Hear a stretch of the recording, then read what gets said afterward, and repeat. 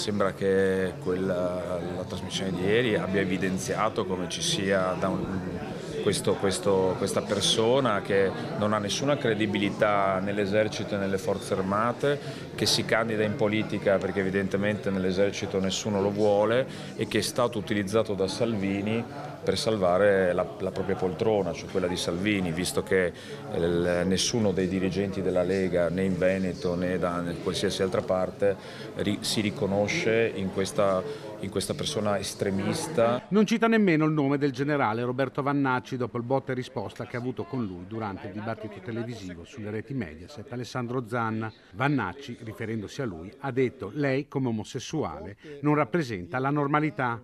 Non si placa dunque la polemica. Le parole di Vannacci, secondo l'esponente Dem, lo mettono fuori dalla Costituzione. Parla completamente fuori dalla Costituzione, dunque è vergognoso che un generale dell'esercito che ha giurato sulla Costituzione esprima dei concetti totalmente fuori dall'alveo costituzionale, infangando la credibilità e l'onore delle forze armate e della divisa che porta. Presentando la sua candidatura alle europee, supportato dal sindaco di Padova Sergio Giordani e gli esponenti del PD della sua giunta, Zan attacca anche il leader leghista Matteo Salvini. Che la Lega utilizzi una persona così per solleticare i peggiori bassi istinti delle persone, francamente è un'operazione che ha una grande responsabilità politica. Salvini si prende una grandissima responsabilità politica per aver candidato una figura così, insomma,